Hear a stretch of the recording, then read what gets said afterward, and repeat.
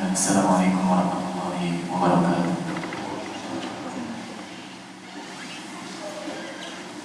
Bismillah. Innal hamdalillah nahmaduhu wa nasta'inuhu wa nastaghfiruhu wa na'udzu billahi min shururi anfusina wa min sayyiati a'malina. Man yahdihillahu fala mudilla lahu wa man yudlilhu fala hadiya lahu. Ashhadu an la ilaha illallah wahdahu la syarika lah wa ashhadu anna Muhammadan abduhu wa rasuluh. Qala Allah jalla jalaluhu ya ayyuhalladzina amanu ittaqullaha haqqa tuqatih wa la tamutunna illa wa antum muslimun. Ya ayyuhan nas ittaqu rabbakum alladhi khalaqakum min nafsin wahidah wa khalaqa minha zawjaha wa batha minhuma rijalan katsiran wa nisaa wattaqullaha alladhi tasaaluna bihi wal arham innallaha kana 'alaykum raqiba. Ya ayyuhalladzina amanu ittaqullaha wa qulu qawlan sadida yuslih lakum a'malakum wa yaghfir lakum dhunubakum wa man yuti'illaha wa rasulahu faqad faza fawzan 'azima. Summa ba'd. Fa inna asdaqal hadits kitabullah wa khairal hadi Muhammadin sallallahu alaihi wasallam wa syarrul umur muhdatsatuha fa inna kulla muhdatsatin bid'ah wa kulla bid'atin dhalalah wa kulla dhalalatin finnar. Kaum muslimin rahimani wa rahimakumullah, salah satu perintah yang Allah tegaskan di dalam Al-Quran dan telah disampaikan oleh nabinya yang mulia Muhammad sallallahu alaihi wasallam adalah menjaga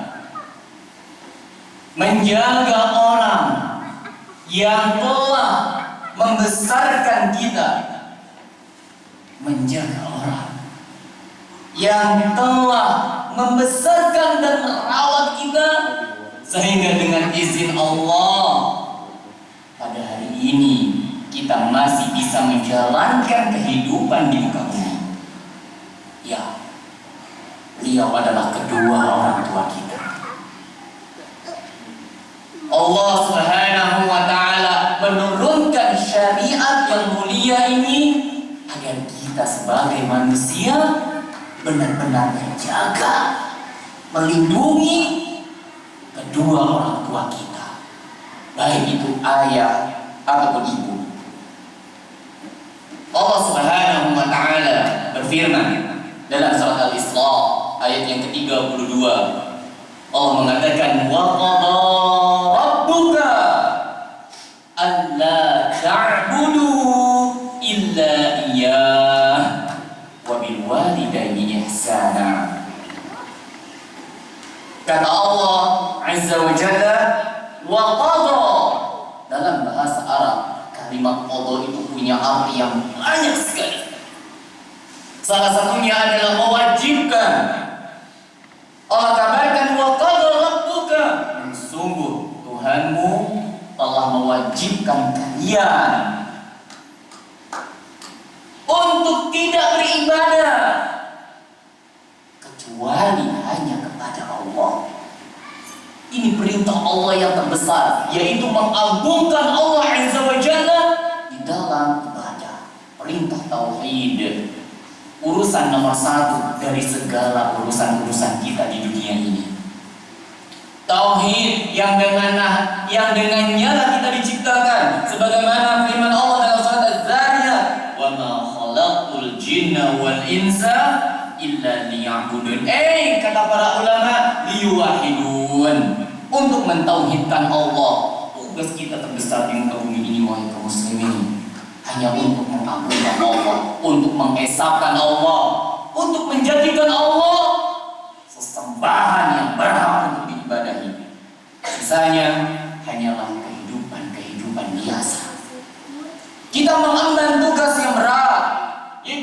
menginginkan Allah, di mana tidak semua kaum berhasil untuk melewati fase ibadah ini. Setelah Allah perintahkan kita untuk bertauhid dan meninggalkan segala kesyirikan, Allah sandingkan wa bil walidaini ihsana. Lantas Allah sandingkan perintah berikutnya, yaitu berbakti kepada kedua orang tua kita. Abdullah bin Mas'ud, seorang sahabat yang mulia, radhiyallahu ta'ala anhu, pernah bertanya kepada Nabi yang mulia alaihi salatu wassalam, ya Rasulullah, ayyul amali afdal? Wa fi riwayatin ayyul amali ahabbu ila Allah?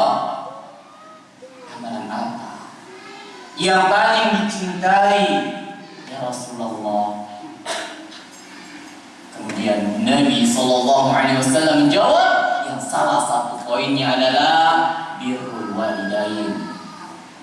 Nabi memberikan jawaban kepada Abdullah bin Mas'ud, as-salatu fi ala waqtiha, wa fi riwayatin as-salatu fi waqtiha, birrul walidain, al-jihadu fi sabilillah. Nabi ajarkan Abdullah bin Mas'ud tentang amalan-amalan yang begitu agung. Salah satunya adalah berbakti kepada kedua orang tua. Ya, berbakti kepada kedua orang tua memiliki kedudukan yang sangat besar di dalam agama Islam. Yang pertama, berbakti kepada kedua orang tua Allah sandingkan sejajar dengan perintah tauhid. Ini menunjukkan besarnya amalan berbakti kepada kedua orang tua. Saking begitu besarnya Allah sandingkan dengan sesuatu yang besar pula, yaitu tauhid. Allah sandingkan perintah untuk berbakti kepada kedua orang tua dengan perintah tauhid. Maka di sini menunjukkan besarnya kedudukan berbuat baik kepada kedua orang tua. Kemudian yang kedua, berbakti kepada kedua orang tua lebih baik daripada jihad. Tentu jihad yang dimaksud di sini adalah jihad yang berhukum fardu kifayah. Ada seorang laki-laki datang kepada Nabi kita sallallahu alaihi wasallam, minta izin. Minta izin untuk apa? Semangatnya para sahabat di zaman dahulu. Jihad itu dianggap sebuah atau sesuatu yang sangat besar. Mereka ditanamkan sifat-sifat berani untuk membela agama mereka. Maka tidak heran kalau generasi-generasi zaman dahulu begitu cinta dengan yang namanya jihad. Ada seorang sahabat Usamah bin Zaid, pada usia 14 tahun coba izin sama Rasulullah untuk ikutan perang Uhud. Kemudian diperiksa sama Rasulullah barisannya, ada Usamah bin Zaid, usianya 14 tahun, keluar, gak boleh ikut. Begitulah para sahabat. Mereka walaupun masih usia hula, masih usia muda, semangat mereka untuk membela agama Allah begitu besar. Laki-laki ini penuh dengan semangat. Bertanya kepada Rasulullah, ya Rasulullah, boleh nggak saya berjihad? Maka apa jawaban Nabi? Ahayyun waliduk? Apakah orang tuamu masih hidup? Ya. Maka apa kata Nabi sallallahu alaihi wasallam? Fa fima fajahid. Berjihadlah engkau. Berjihadlah engkau dengan kedua orang tuamu.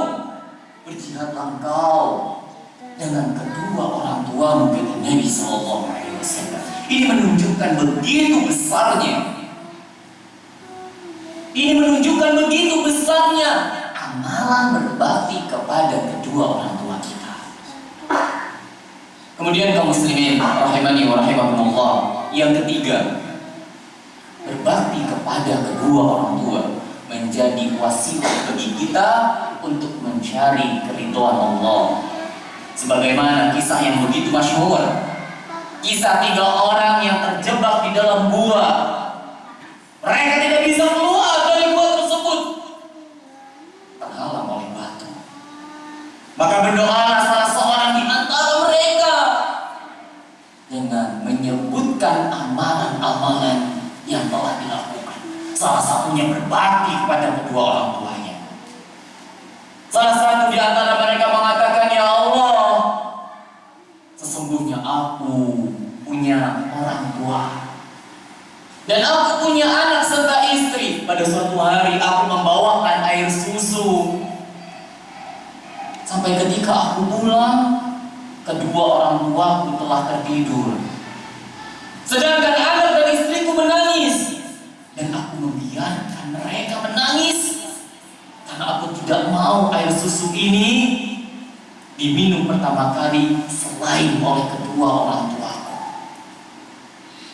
Maka dengan sebab amalan inilah terbuka pintu gua tadi. Kemudian kaum muslimin rahimani wa rahimakumullah, yang keempat adalah berbakti kepada kedua orang tua menjadikan kita dicintai oleh Allah Azza wa Jalla. Bagaimana tidak? Seorang yang begitu miskin tidak dikenal sama orang, gak ada yang tahu. Bahkan diriwayatkan bahwasanya laki-laki ini sampai mengais makanan di tempat yang kotor, saking begitu miskinnya. Tapi Nabi SAW berkata kepada Umar bin Khattab, siapa yang gak kenal dengan Umar? Seorang khalifah, seorang sahabat yang syaitan aja apabila bertemu dengan Umar kabur. Nabi bilang sama Umar, "Inna khairat tabi'in rajulun yuqalu lahu Uwais." Sesungguhnya sebaik-baik generasi tabi'in, generasi setelah sahabat, adalah seorang laki-laki namanya Uwais al-Qarani. Apabila engkau bertemu dengannya wahai Umar, mintalah doa agar Allah mengampuni. Lihat, setelah Umar bin Khattab radhiyallahu taala anhu diperintahkan oleh Nabi SAW apabila ketemu dengan laki-laki yang namanya Uwais, yang tak kenal, miskin, tapi Umar diminta untuk meminta doa agar didoakan dan diampuni dosa-dosanya. Apa rahasianya? Ternyata Uwais al-Qarani begitu mencintai ibunya. Beliau begitu mencintai ibunya sampai-sampai ada keinginan di hati beliau untuk bertemu dengan Nabi SAW. Tidak bisa, karena beliau harus menjaga ibunya. Aqulu qouli hadza wa astaghfirullah li wa lakum.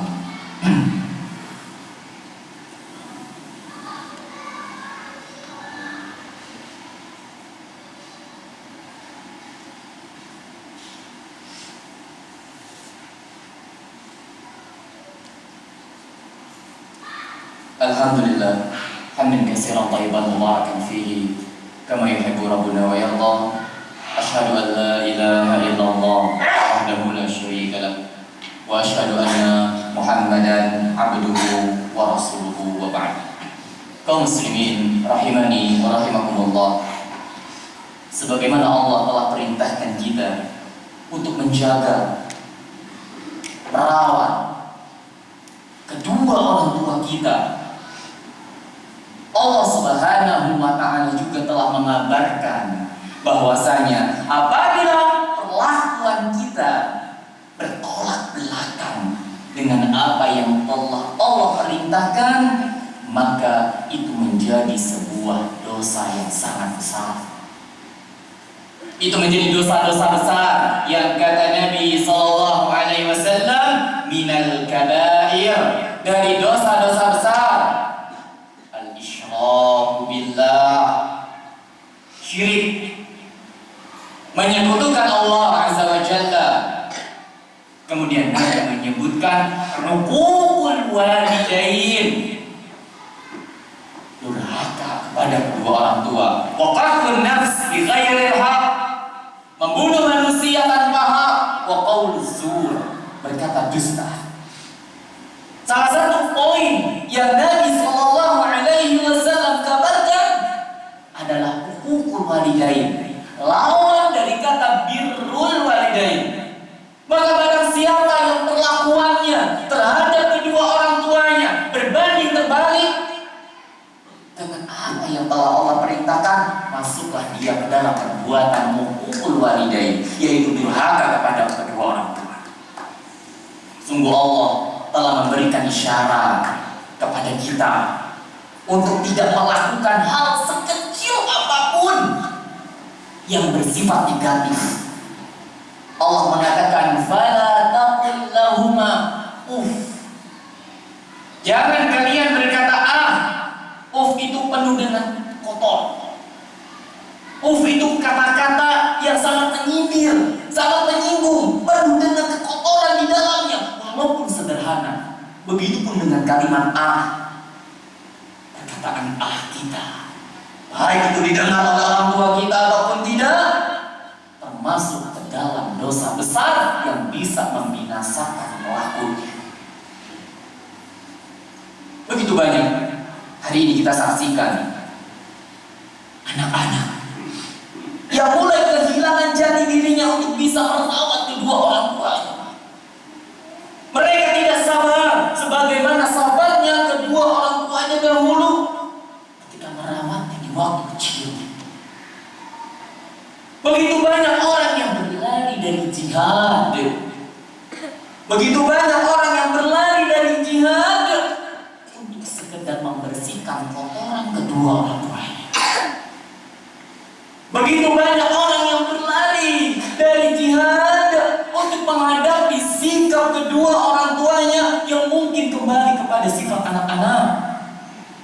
Begitu banyak orang-orang yang berlari dari jihad lantas menempatkan kedua orang yang di panti jompo waliyadzubillah. Makanya Nabi alaihi salatu wassalam mengabarkan jauh-jauh hari raghima anfu rajulin, raghima anfu rajulin, summa raghima anfu rajulin. Secara bahasa, righam itu pasir, anfun itu hidung. Kalau hidung ada di pasir, orangnya celaka, jatuh berarti. Nabi mengatakan celaka. Nabi mengatakan celaka. Nabi mengatakan celaka sampai 3 kali. Ditanya, siapa ya Rasulullah? Man adraka walidayhi 'indal kibari ahadahuma aw kilahuma aw kilaihima wa lam yadkhulil jannah. Nabi kabarkan celaka. Celaka. Celaka. Siapa ya Rasulullah? Orang yang mendapatkan kedua orang tuanya di waktu hari tuanya. Bukan sekedar sehatnya aja, bukan sekedar lagi kayanya aja, bukan sekedar lagi banyak hartanya aja, tapi ketika beliau sudah tua renta, nggak bisa ngapa-ngapain lagi. Walam yadkhulul jannah, kata Nabi, tapi dia nggak bisa masuk surga. Maka kaum muslimin rahimani wa rahimakumullah, begitu besar perintah Allah ini, dan Nabi SAW telah berjihad melalui peperangan, melalui kesulitan untuk bisa mengajarkan ini kepada kita. Maka mari kita rawat kedua orang tua kita. Jangan biarkan kedua orang tua kita pergi, lantas yang ada di dalam benak kita hanyalah penyesalan. Jaga kedua orang tua kita. Hatta walaupun urusan dunia kita harus kita tinggalkan, jagalah mereka. Kita mengambil pelajaran dari Uwais Al-Qarani yang begitu bisa memendam perasaannya untuk bisa bertemu Nabi demi menjaga kedua orang tuanya. Semoga Allah Subhanahu wa ta'ala menjadikan kita anak-anak yang berbakti kepada kedua orang tua kita, dan semoga keturunan-keturunan kita pun menjadi anak-anak yang berbakti kepada kita, terlebih ketika kita menghadapi hari tua kita nanti. Allahumma salli ala Muhammad wa ala ali Muhammad kama sallaita ala Ibrahim wa ala ali Ibrahim innaka Hamidum Majid. Allahumma ighfir lil mu'minina wal mu'minat wal muslimina wal muslimat al ahya'u minhum wal amwat. Rabbana la tuzigh qulubana ba'da idh hadaitana wa hab lana min ladunka rahmah innaka antal wahhab. Rabbi firli wa liwalidayya warhamhuma kama rabbayani shaghira. Rabbana atina fid dunya hasanah wa fil akhirati hasanah wa qina azabannar.